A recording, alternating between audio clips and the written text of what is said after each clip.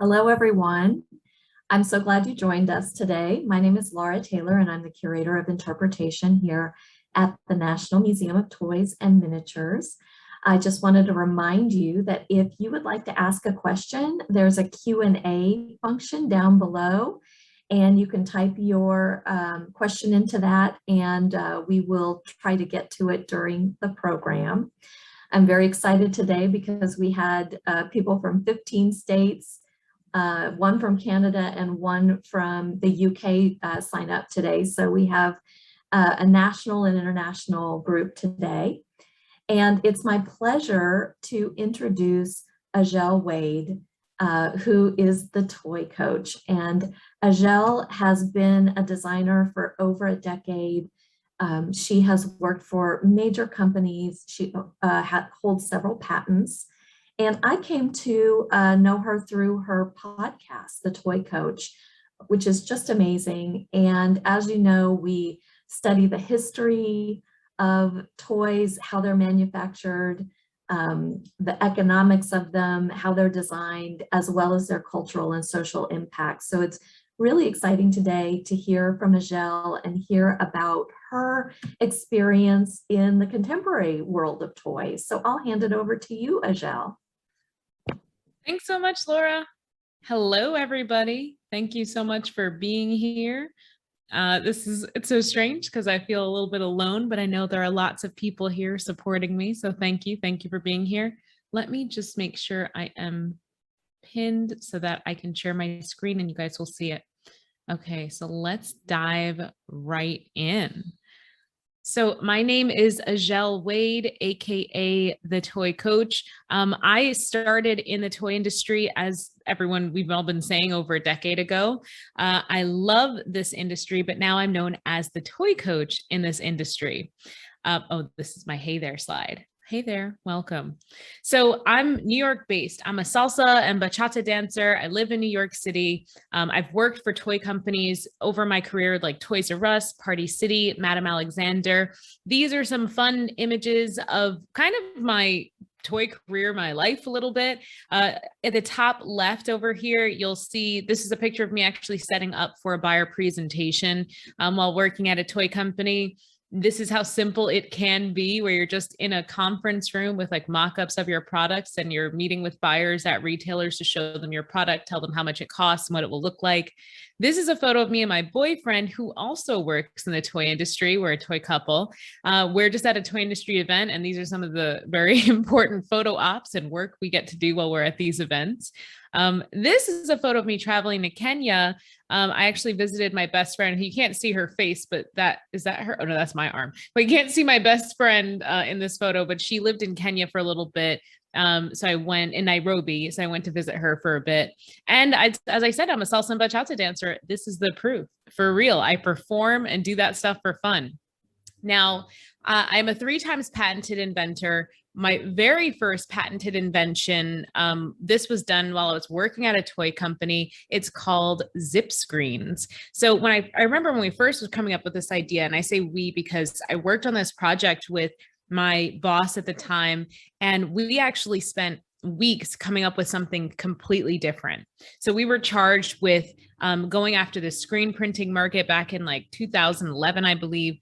And we were supposed to go up against like the top competitors like Tulip, like what can we make that would be better than them? And we spent weeks developing what was essentially a branding campaign and a marketing campaign. And our leadership said, no, this is not good enough. We need something that's like stronger than just a marketing campaign. So after spending weeks developing and illustrating and making a whole presentation boards and having it all fall flat, we sat down for literally 10 minutes and came up with this. And this like blew everybody's mind. What we created was a tearaway screen printing packet that you would use one time and then get rid of it. And it simplified the screen printing process because it's not real screen printing, right? It's craft screen printing, but it would simplify the process. So instead of needing a bottle of paint and a giant squeegee and a frame to hold your screen in place, we used a sticky back frame. We put the paint inside of a packet that you see illustrated here, and then made that packet tear away so that you could squeeze the paint out of the packet and use the squeegee that was on the back of the packet to spread it. And it was just a simple piece of styrene, super simple item that was patented, and it was huge, and it actually turned into zip screens. So at my first position in the toy industry, my job was to come up with innovation, but I didn't do branding. I didn't do logo design. I didn't do this logo design. I just came up with innovations, and then the branding and packaging team would take that over, and they would come up with what it would end up being in stores. And this product was in Walmart. Let's move on. So here's my history in the corporate toy world. We got pictures laid out like timelines here. I moved up from toy intern to vice president in less than 10 years. Crazy, I know. I worked, you'll see here the left picture. This is me working at Toys R Us at a photo shoot. One of my favorite things to do in the toy industry. This is me finally going to a toy store and seeing one of my products there. That was a cool moment. This is me at a factory in China. And this is me meeting Blippi. And I just included that one because it's Blippi and that gives me street cred. So I successfully moved through the toy industry in 4 different specialties. So I was like a toy designer. I was a brand manager, which is a different specialty in the industry. I did product, and now I'm a consultant. So let's move on. Here's like a little insight of toy trade shows. This is a little background photo. It was extensive work working on toy trade shows. They look like a lot of fun because they're so well designed, but you never think about like what it takes to get there. I remember, you see my team here from the last company I worked with, they're setting up a display.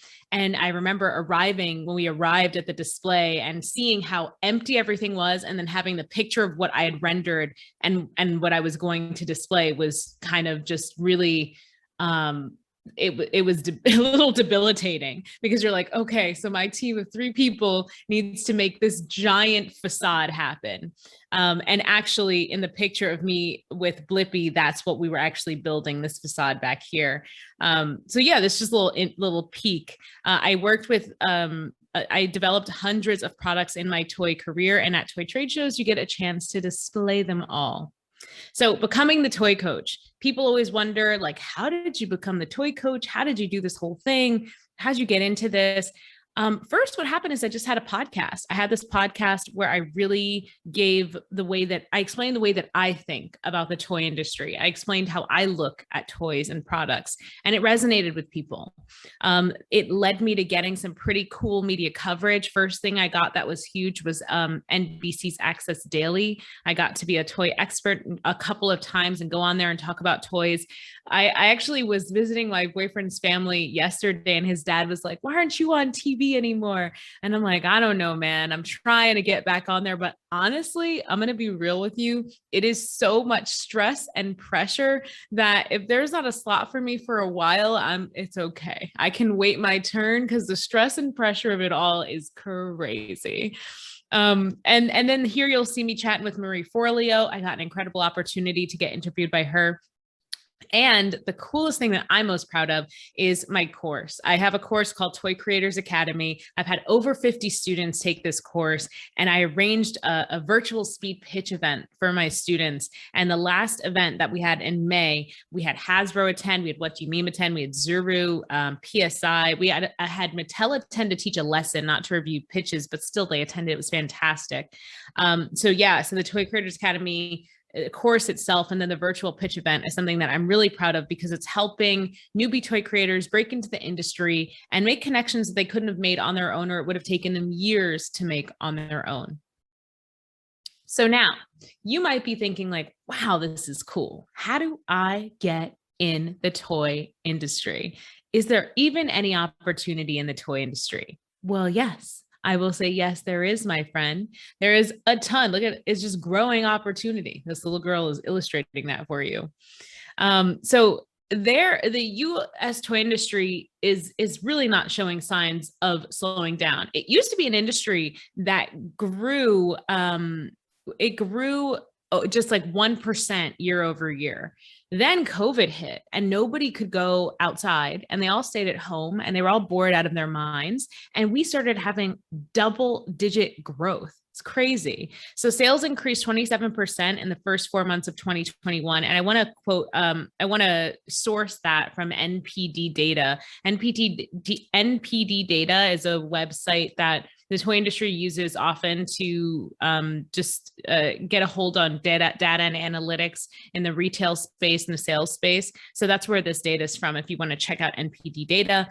And there was a 1.5 billion increase over January and April period last year in the toy industry alone. So yes, there is opportunity. There's more opportunity than ever. I was actually working with some students to help them get jobs in the toy industry. And while I was doing that, I now have a lot of alerts on my phone for toy jobs.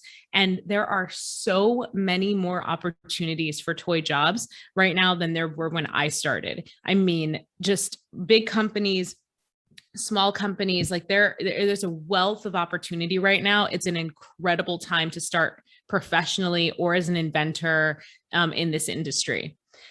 Okay, so now there are 3 paths. If you're thinking, I want to break into the world of toys, the first thing you've got to know, and I teach this all the time on my podcast, is that there are 3 paths that you can take in the toy industry. You could either 1, work full-time at a toy company. 2, you could create and sell your toy product. We got a little typo there, ignore that. Your toy product. Or 3, you can pitch and sell your own toy ideas. And let's dive into what the difference is between all of those 3 things. All right. So first, let's focus on what would happen if you worked full-time at a toy company. So if you want to work full-time at a toy company, this is going to be what you need to do to make that happen. First, you're going to have to start with some research. You're going to have to get to know the toy industry and know that there's more than just the big 4 toy companies out there that you can work for. Once you get to know the toy industry and you get to know, what opportunities are out there, you also want to get to know the organizations and the companies and the consultants that are all available to help you build a toy career.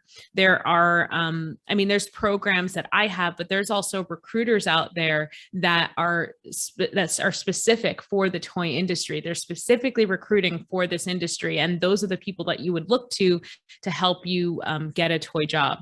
You then, after you've done all your research and you've gathered all your information, and hopefully you've prepared all of your resume and your portfolio, then you're going to network. The toy industry is notoriously closed off. That's why I do the work that I do. But the way to get through that is to get to know the people in the industry. This is not really the best industry to just kind of like try to just cold get in with by applying. I mean, the job market is very hot right now. So it's like probably the best time, if any, to just cold apply. But if you really want to increase your chances of getting a job, you want to start building a name for yourself in the industry. And it's not as hard as you might think because the industry is so small. While the industry is growing a lot, and yes, in a sense, like there's thousands of toy companies, so there's hundreds of like thousands of people working at these companies or influenced by these companies. There are pockets in the industry. Like there are pockets that you can get known in. So there are certain organizations. I'm going to name some organizations now. There's like the Women in Toys organization. Even the Toy Coach and Toy Creators Academy is starting to become its own organization. There's the Toy Industry Association, and you can network and become a part of all of these individual groups. And start to be known within those groups. Now, within all of those little organizations, within Women in Toys, especially within the Toy Industry Association, there are like committees.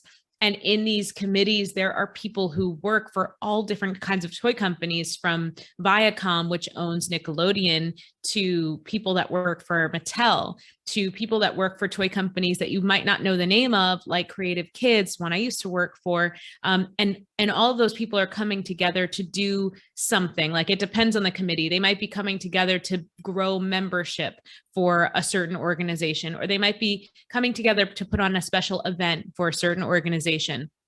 if you want to get a job in the toy industry, your first focus should be getting involved with those committees. You get involved with those committees and you get to know those people. And honestly, I started actually getting more involved in committees since the pandemic because it's so much easier. Like, I don't have to block 2 hours in my time to be involved in a committee because there's no more travel time involved anymore. Now we can log in. I always look great because I got my filters on my background. So like it's really easy to connect with people right now. So you want to take advantage of this time where people are still mostly like they're spending more time than usual at home, and we're meeting virtually more often than usual. So you want to take that time and get on committees. You want to get to know people in the industry. They will get to know your name. But the thing is, once you start to do that, you've got to make sure that you show up consistently. If you say you're going to do something, do it, and if you can't do it, own up to it. Because the industry is so small and people will remember your name and they will tell other people about you. So you just want to make sure you're showing up as your best self all the time. And the best way to do that is just to be honest. Like if something happens and you can't do something you said you would, don't like hide, just talk about it. Like say like, listen, maybe it's a COVID issue. Maybe you're moving, maybe whatever. Like these are people, everyone's people. And you just have to, come to them at a human level. Okay, now after you've done your networking and you've built up your network a little bit, then you're going to go ahead and you're going to apply for those toy jobs. You're going to look at toy job postings that are already out there to see what should be in your resume, obviously, and you're going to pull information from those postings and you're going to rework them so they fit things you've actually done, and that's what's going to be in your resume. And because you've been networking, likely what is going to happen, and networking is essentially giving when you don't need anything. So because you've been giving and you didn't need anything for a long time, people might start offering you things. One of the committees I was at, I logged on one day, and as soon as I logged on, the person on the other end said, "Oh my gosh, Ajelle, do you know anybody that wants to work at Viacom, Nickelodeon, doing," I think it was like a licensing role. And I was like, yeah, actually I do know somebody, a couple of people. And like, I had to do nothing for that opportunity. And it wasn't an opportunity that I wanted, but because of our communications, this other person on the committee knew that I might have the contacts that would be interested in something like that. So that's networking is really just forming friendships. You've got to form these professional friendships that will serve you when you least expect it. The best time to network is when you don't need anything. Okay, let's move on. I feel like I'm preaching too much. Okay, so I'm going to give you guys 3 secrets to landing a toy job. There are many secrets, obviously, but these are 3 that I like to teach the most, and I pull them out because I think people overlook them. Secret number 1, you don't need a toy design degree. There are actually only 2 college programs in the US that are focused on the toy industry, but there are over 500,000 jobs supported by the toy industry. So where are all those other people coming from? Where are people getting trained? Because those 2 toy focused programs aren't churning out that many people. So where are all those other people getting their toy experience? Well, they're getting their toy experience from retail. Why they're getting their toy experience from retail is because retail is where you sell the toys. So people always think about the toy industry as like, oh, if I want to work in the toy industry, I just have to be a toy designer. Like that's the job. No, my friend. There are so many different roles to have in the toy industry. You could just be a packaging designer. You could just be a copywriter who writes instructions. You could be a social media manager these days. There's so many different options. So you don't have to just be a toy designer. So the reason that people are coming from retail is because one of the other major sides and roles of the toy industry are buyers. Buyers are the people who work at retail stores who decide what is going to go on the shelf. They look at products that companies small and large make, and they decide based on the price of that product, based on the style of the product, if it fits their store, based on the features of the product and the popularity of the brand, they say whether or not that product would be a good fit for their store. And they'll let them know if they want to order a few or if they want to order none. So what happens is people from toy companies actually love hiring people that have retail experience, especially if they have retail buyer experience or associate buyer experience, because those people can come in and tell the toy companies the secrets of what makes the retailer want to buy products. So if you're thinking, I don't have a toy design degree, I really keep trying to apply to toy jobs, I'm getting stuck, I'm going to recommend that maybe you look at retail. How can you go the retail route? Start at a retail store that you love that sells toys, obviously, and start and grow and move up the ranks so you get to at least like associate buyer level. So you're going to want to go on that like sales buyer side of the business, or I guess that wouldn't be sales, more acquisition side of the business. And see if you can get that role. And once you get that role, you can transition into the toy industry.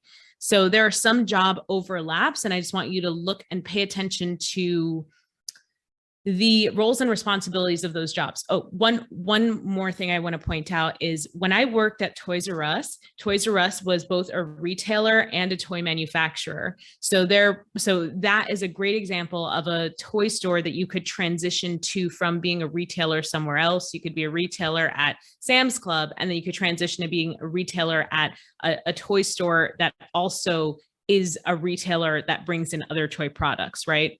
Or somewhere like Target, they make their own custom branded Target toys, but they also are retailers that bring in other toy products. So you can start somewhere like Sam's Club, somewhere like CVS, somewhere that they sell toys. Yes, CVS is huge business for toys. Yes. And you can get a role that's similar enough to help you shift into the toy industry. Okay, I've spent way too long on this slide. Let's keep going. So I want to introduce you to Liliana. Liliana is a listener of my podcast who learned a lot of tips and tricks from me, and now is a senior product development engineer at Spin Master. Before this, Liliana had never worked in the toy industry, but she pushed forward and kept looking for jobs for 2 years. I know it's a long time, but now she has her dream job at Spin Master, and she told me she just absolutely loves coming to work. She never imagined that she could be doing something like this. And she actually went to senior level where she went to a huge toy company, Spin Master, and they do Paw Patrol, if you don't know. And she didn't just come in at entry level. Because of her experience, she got to be senior level and actually manage others and manage projects. Now, the second secret is you don't actually need to start at the biggest toy companies. If you learn one thing today, I want you to walk away with this knowledge. You do not need to start at the biggest toy companies. I know when I first went to school, this thought came to me, and I don't remember where it came from, but I remember everybody was gunning for these major toy companies. Everybody wanted to work for Disney and Nickelodeon, and that's where they wanted to go right out of school. And what I saw was if I went to those major toy companies too soon, I would be capping my salary. And it's kind of true. It's a lot harder to move up at a company than it is to go to another company and then move over to a higher position at your dream company. So I say this to say, I'm not saying like, if you have the skills to go to Disney right out of school, don't go to Disney. No, like if you have the skills to go to Disney, go to Disney. You might at some point decide, let me leave for a year, let me come back and get higher and get more salary. Maybe you decide to do that. But this is really a message for people that don't get that opportunity from Disney or from Nickelodeon or from Mattel or from Hasbro when they apply to their dream toy job and they don't get it. I just don't want you to give up. There is another path. There is a path of going to small toy companies, startup toy companies, starting even with retailers, building a path. Like success is not a straight line. You can build a path that zigzags and you can still get to the top of the pyramid. Like you can still get there. I don't know. I have to say, like my entire career, I focused on small toy companies. And what I loved about them is they allowed me to wear so many different hats. And when I got to Toys R Us, I loved the systems and the processes that they had were just amazing. And how impressive just having that name on your resume is fantastic. But I was used to doing so many other things. And at a larger company, your focus is a lot more narrow and they expect higher results for your specific focus, but you're not supposed to do all the extra hat wearing that you do at smaller companies. But that makes you an even better candidate for these larger companies when you get there. And additionally, now in my career, now I'm getting to work with companies like Hasbro. Even though I didn't work for those companies, now I'm getting to work with them to bring them connections to my students. So I just want to be clear that there are multiple paths here. You know, there's no one way to success. Now, secret number three for toy jobs, your toy vibe speaks volumes. This hiring managers are looking for your toy vibe. When you apply, they're looking at your resume to see like, you know, we're a girly brand, let's say. We want to know if this application has the girly aesthetic that we have. Or maybe you're like, we're in a gender neutral brand. We want to make sure that this application, this applicant can fit in with our vibe here. Now, this is mostly for obviously people submitting portfolios, but you want to make sure your portfolio matches the aesthetic of the company you're applying to. And if it doesn't, I know you don't want to hear this, but you're going to have to work on making some extra projects to make your portfolio fit to their aesthetic. And I mean, believe me, I know like sometimes you just don't want to do this extra work, but if you don't have a direct contact at a company, you have to show up as the best possible candidate. And the only way to make sure that you're doing that is to make sure you match them at every level. Now, I'm not saying 100% of your portfolio, let's say if you're applying to like Barbie, that 100% of your portfolio has to be pink and fashion, but I would say like 70%. And then the percentage that isn't needs to complement. It needs to feed the idea that you're going to bring like maybe an edgy side to Barbie. It can't be completely out of left field. It can't be like Star Wars action figures, but it could be like an edgy fashion line that you did on your free time, or maybe you did in an earlier career path. So toy vibe speaks volumes. Okay. So that was path number one. Now let's take a look at path number two, where I have the typo that everyone's ignoring. Path number two you could take is to create and sell your toy product, your toy product. Now, if you want to create and sell your toy product, essentially you're starting a toy company, and that is going to include having you research the market to find white space and opportunity for a new toy company or a new toy product. It's going to involve production of your toy product, you know, safety testing and all of those things. And then it's going to involve you becoming a marketer and selling that product. So I want to dive a little bit into how to develop a toy. And then trust me, we'll go where we need to go. So how do you develop a toy? The very first thing I mentioned in the last slide was research. So strategic market research is paramount to developing a toy. You want to get out there and see what the industry is already doing so that you can make sure you're not making something that already exists or something that nobody needs, or something that maybe did exist, but like they got rid of it because it wasn't selling. So you want to make sure you're doing strategic market research, and there are tools that will even allow you to see sales history online of products on Amazon. So you can not only see what is selling now, but you can see what was selling in the past and how it was selling. Now, in this picture, what I'm kind of showing here are images from trend research trips. So a big part of strategic market research when I perform it is that I like to perform trend research trips, where I go to toy stores and non-toy stores and take images to inspire whatever project it is that I'm working on. So in these images, you can see pictures from La Borinqueña when I went to a museum exhibition that inspired a project for me. Earlier, I was telling you guys about Rapidware, that picture of me with Blippi. Well, this package that I saw right here from Macy's actually was a package that inspired the packaging and the entire display for that line. So you can find inspiration for the toy industry from anywhere. I love, and this is a huge tip, write this down, love looking at the cosmetics industry for inspiration and the toy industry for packaging. Packaging inspiration from the cosmetics industry is where it's at. Now, after you've done your research, you've got to do concept development. So how do you do concept development? I like to teach my students toy math. This is a simple example of toy math.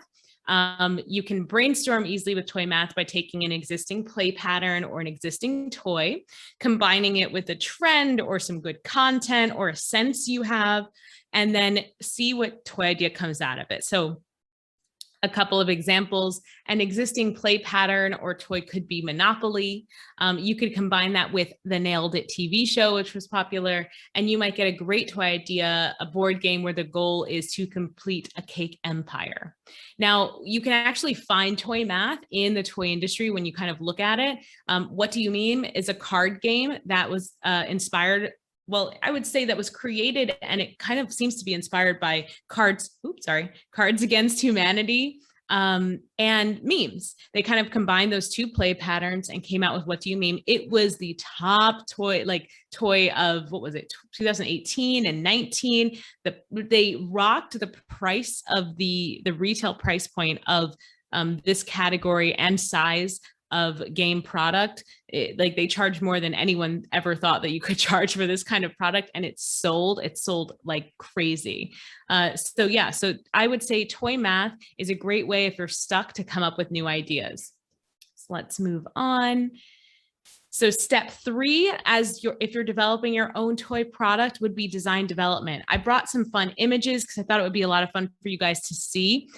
Whenever I come up with a product idea, first thing I do is sketch it. But after I sketch it, I like to create what's called a breadboard mock-up. So these are pictures of breadboard mock-ups. Breadboard mock-ups can be made of like foam core, cardboard, whatever you have at home on hand with you. That is a breadboard mock-up. The purpose of the breadboard mock-up is really just sizing, but if you can also get it to function while it's a breadboard mock-up, even better. You're going to save yourself time and money, and it's going to be a lot easier for your factory to understand, or your designer to understand, what your product is if you already have a crude mock-up of it, even if it's out of paper or cardboard or foam core. After you have that breadboard mock-up or that prototype, I wrote the word prototype here, but similar term, you will go on to renderings. That's where you get your 3D renderings. If you can't do a rendering, you don't have to do everything. There are tons of people you can hire to do a 3D rendering for you. And once you have your 3D rendering, that plus your breadboard mock-up or your prototype is what you're going to send to your factory to help you build out your first samples. This is a fun picture. I'm giving you a whole process here of actually how this product came to be and evolved to be what you see in this box here. Now let's move on. Step 4 to developing your own product is actually finding a factory and manufacturing your product in China, right? So you could do some manufacturing in the US, especially if you have like paper-based products like card games, US or Canada. It's great for quick turnaround and validation of your idea. You could do it with prototyping, or sometimes you can do some manufacturing, again, if it's paper-based in like Canada. But China is really where it's at for the toy industry for mass manufacturing. The cost of labor is going up, but it is still cheap enough that we can add a margin to our products so that we can make a profit off of our products when selling them at retail. Okay, so that was how you create and sell your toy product. Now we're going to move on to pitch and sell your own toy ideas. I didn't cover everything in create and sell your own toy product because pitching and selling your own toy ideas and pitching and selling your product have a lot of overlap. So we're going to go over the rest, what's left over from that overlap in this section next. So now let's talk about if you want to take the path where you're going to pitch and you're going to sell your own ideas. So that would mean you're going to be a toy inventor. So toy inventors, they do their research just like everybody else. They do their prototype. I told you there was a lot of overlap, which we just went over, all that prototyping and manufacturing. Then they do their pitch. And that pitch is what we're going to dive into a little bit more. How do you sell a toy product or idea? You sell it with a pitch. So a toy inventor is somebody who sells an idea, whereas the toy entrepreneur, which we were looking at earlier, is someone who sells a product, right? So this is an example. One of the ways you can sell your toy product or idea is you can attend pitch events. There are many pitch events in the industry. There's Mojo Nation pitch event.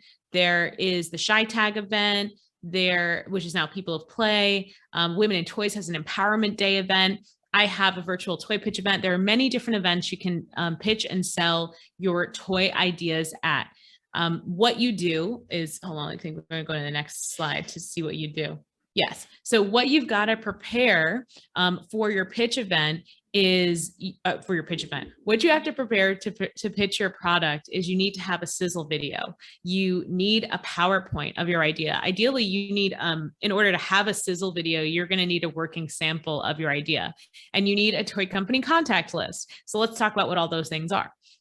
So your sizzle video is essentially like a 30-second commercial that tells what your toy invention is, right? And in order to create that sizzle video, you need a prototype that works of your toy invention, which you'll hear a buzzword in the industry where it's called proof of concept. I love to have a PowerPoint as a backup. Sometimes when you show a sizzle video, sometimes people don't, like, it's either not enough or people don't say enough, or it gets quiet. So that's where I like to throw in the PowerPoint. That's where I like to be ready with the PowerPoint, so we can have something on screen that just kind of stays there and that I have control over, unlike a video. So that's why I teach my students to develop a PowerPoint as well. And then the most important thing you're going to need is toy company contact list. So you can learn to build your own toy company contact list. Some pitch events just provide you with toy company contact lists. Some of them don't give you contact lists, but they'll give you meetings with toy companies so that you just meet with them. And I would assume you exchange information when you meet. Now, down here, you'll see it says marketing. This piece comes from that other path we were looking at, path number 2, where you're selling your product, where you're being an entrepreneur, right? So if you're an entrepreneur, you're not going to be pitching to toy companies. Instead, you're going to be pitching to retailers and to consumers. So in that case, if you're pitching to retailers, that means you're trying to get your product into a store like Target. You're still going to need your PowerPoint. But if you're pitching to consumers, then you're going to be building your brand. You're going to be doing paid ads on like Google and Facebook. Or if you're pitching to retailers, you'll be going to trade shows so that they can see your product, because retailers, like buyers at Target, walk trade shows. And so then you're either selling your product at these trade shows or selling it online wholesale or selling it online to consumers.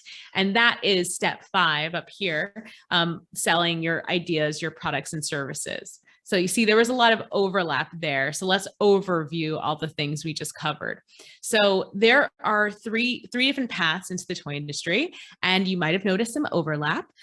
Full-time toy job has you going through researching, networking, and applying to toy jobs. That one is probably the most different from the other two. And then we have selling a product. When you're selling a product, you're doing your research, but then you're focusing on production, and then you're focusing on selling. And when you're selling an idea, you're doing your research and you're focusing on prototyping, and then you're focusing on pitching. And pitching is essentially selling too, but just there's less marketing involved in pitching when you're selling your idea to a toy company instead of selling your product to a consumer. So I would love to take a quick poll, and we're going to do this by just type it in the chat, and I'm going to shout you out. Which of those paths that I went over are you most drawn to? Vote now. Are you most drawn to creating and selling your own product to consumers or to retailers to put in their store? Are you most drawn to having a full-time job in the toy industry, or are you most drawn to selling a toy idea? Throw me, don't throw me anywhere. Throw it in the chat. Throw it in the chat. Let me know. Ryan says selling a toy idea. Emma says full-time toy job. Okay, I love that we have differences already. Laura says entrepreneur or inventor. So Laura wants to either sell an idea or sell a product. That's most people get. If they want to do one, usually one of them selling an idea, usually they're like, I also would just sell the product. Anyone else? Anyone else want to answer? Okay, we're going to move on. Okay, we're going to move on. Oh, Heather says full-time toy job or entrepreneur. Hey, Heather, thanks for showing up. Welcome. Heather's one of my people. So what should you do next to jumpstart your toy career? Well, you are in luck, my friend. It all depends on the path you choose, but I've got plenty of resources to help you along the way. So if you want a full-time toy job, I want you to head over and listen to my podcast. So I have a podcast called Making It in the Toy Industry. There are 2 episodes I pulled out specifically for you to listen to if you're interested in a full-time toy job. So that's going to be episode number 62, which is going to teach you all about what buyers want. And it's important to know what buyers want so you can develop products that they'll like when you pitch them to them when you're working for a toy company. And then episode number 78 is all about being a toy designer. I tell you exactly what it was like for me coming up and how I became a toy designer. So if you want to listen to those episodes, all you have to do is go to thetoycoach.com/62 or thetoycoach.com/78 to see any of my podcast episodes. It's always thetoycoach.com/the number of the episode. So as we go through the rest, just know that it's thetoycoach.com/number of the episode. Super simple. Okay. Now, if you wanted to sell a product, episode number 1 is going to be the absolute greatest episode for you to come up with new ideas. And along with that episode number 1, I want you to download this free toy idea starter guide. It's free.thetoycoach.com. You can see the URL here. It's /toy idea starter guide. It's a little bit long, but we can put it in the chat, I'm sure. And that starter guide is going to teach you how to look at the toy aisle like a professional toy person, how to come up with ideas. You can also listen to episode number 4. This is one of people's favorites.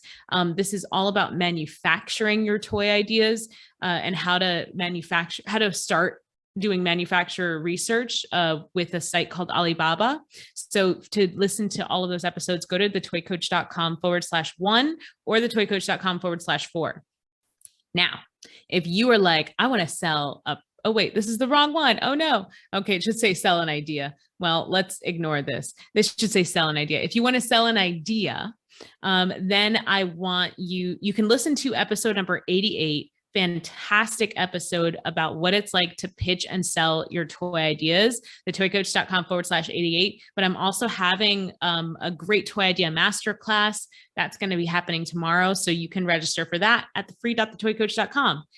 And that's all I got for you. We can give you all the links, I guess, in the chat, depending on what you want to do. And that's it. Thank you.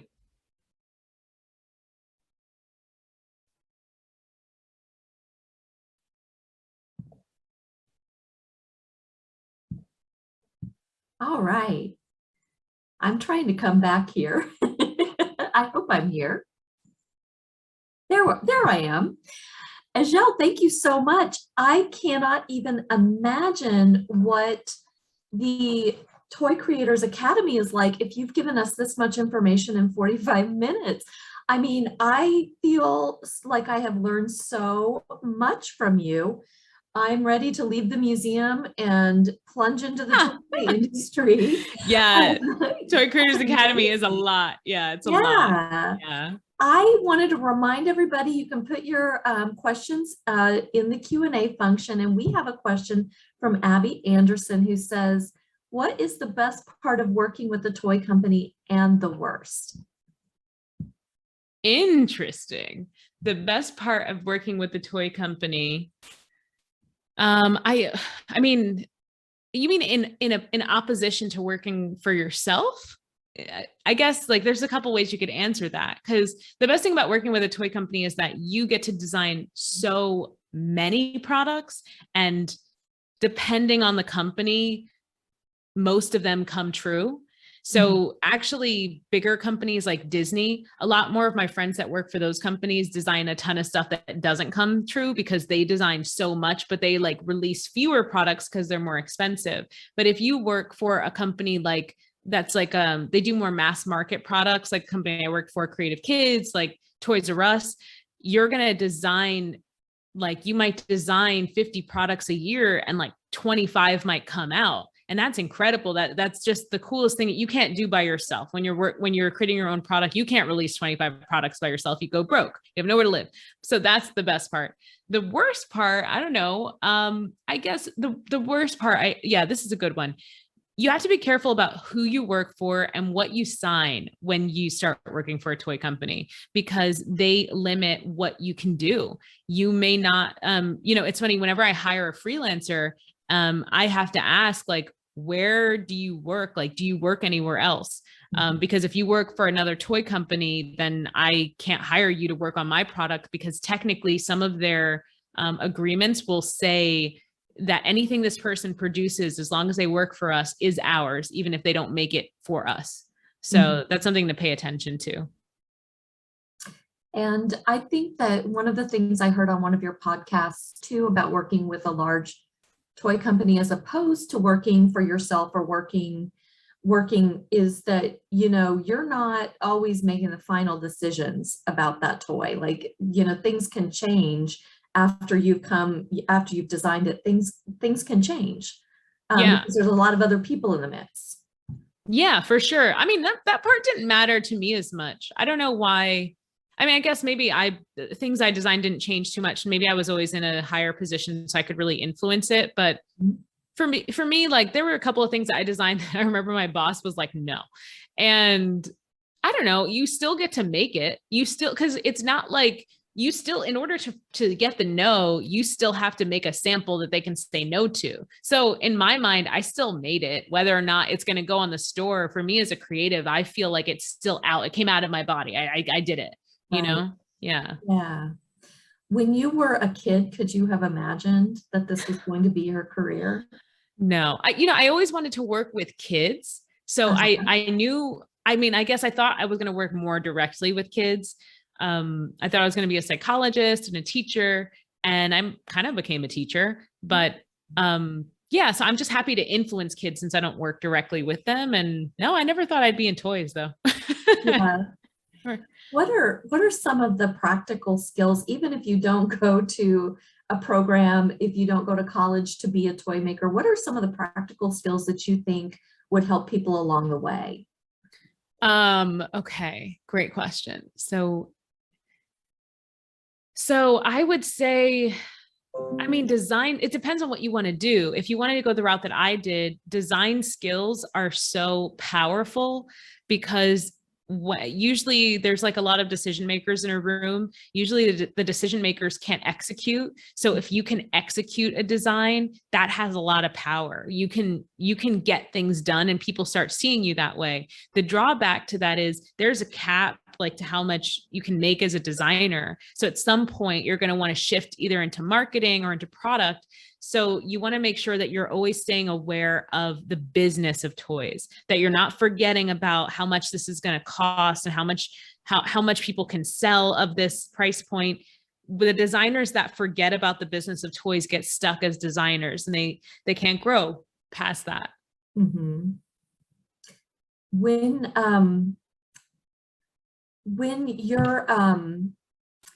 When you're designing something, is there something that has really stood out to you? Is there a type of toy that really is the thing that you love, that is like dolls or games or craft kits or something like that? I love doing craft kits, but I love getting a new challenge that I didn't expect myself to be good at and then being good at it. I remember designing the Vespa I showed you guys in the presentation today. I remember the day they sent it to me and I was like, I have never designed a vehicle before. And it was like my first month at Toys R Us, I think. And I was the design manager. So I was the head of the design department for the department I was designing for. And I was like, I've never designed a Vespa before. And I didn't think I could do it. And I was super, super freaked out. But then I loved it. And then later it came out so beautiful. And then later they needed another car design for like another dollhouse. And I was like, yeah, I'll do it. I was so excited. And that design was just as cute, but the detail I put into it was like, when I see that drawing to this day, I'm like, I made that. So I like a challenge. I'm up for a challenge. Yeah. Oh, we have another question from our audience from Emma, who says, do kids play with toys less now as opposed to video games or phones/tablets? Well, I can't speak for every kid because I don't see them all, but according to our sales, nope. That's good. what seems to be happening though is that adults are playing with toys and games specifically more. So our demographic is opening up where we're not just going after kids anymore. Mhm. Neat. If you could give yourself one piece of advice, if you could go back in time and meet yourself when you were starting, what would you tell yourself? Oh my gosh. I would tell myself, like, write everything down, remember everything, study everything, just study everything that you're seeing. Like, when you first start, you don't even realize what kind of a world you've stepped into. Like, when you first work for a toy company, you don't even realize the knowledge that's surrounding you. And when you don't work for a company, even like I don't anymore, it's harder to stay up to date because you're not surrounded by it. When you're surrounded in an office, like day in, day out, the terms you hear, you don't even notice how much you're learning. So I guess I would have written probably like a journal. And I actually I have a course called Toy Career Takeoff. I teach these students this. I'm like, make a journal. We want to have a journal every year of what you've learned and what you know now that you didn't know before, because you won't even notice how many things you've learned. Like, even today, you said I taught you so much. I feel like I barely scratched the surface. I feel like I barely taught it all. So you don't even notice what you know. Yeah. I was thinking about that in terms of when you were talking about going to the makeup counter and looking at the packages in packaging in cosmetics. And there, in looking at our historic toy collection, you can see so many different influences coming in. And I always say the whole history of the world is in toys. And that kind of leads me to a question from Deborah, who wants to know, do you cruise antique and historic toys in your research sometimes? So I don't, but I should. And I planned a vintage toy episode on my podcast because I found an old magazine and started looking at toys and saw how they were influenced by the times. And I love that.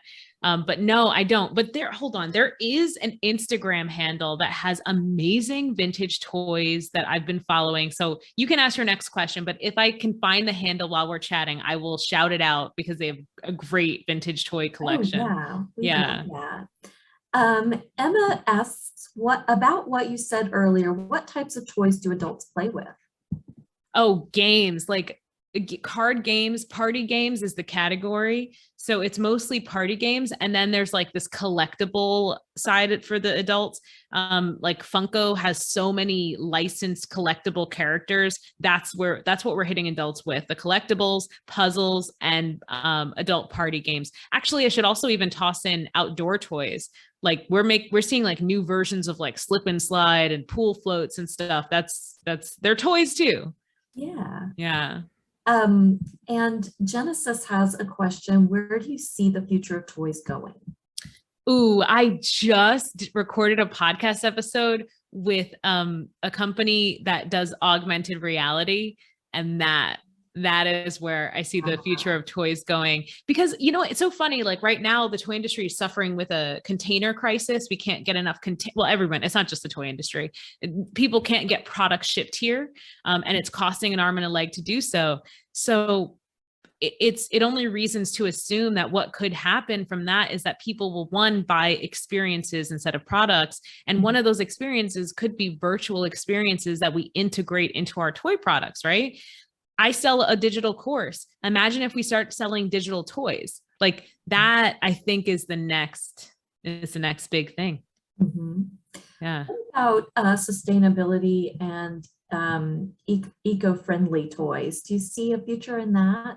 Yeah, I mean, so I did a few podcast episodes on this. So if you search sustainability and the toy coach, I'm sure you'll find it. I did a 3-part series. And what I learned in that time was just one, like not even all, like I think it was 3% of the stuff that we recycle is actually recycled because we don't have the facilities to recycle. So it's like, even if something is sustainable, it's not actually sustainable because it's not getting recycled. So it almost doesn't matter.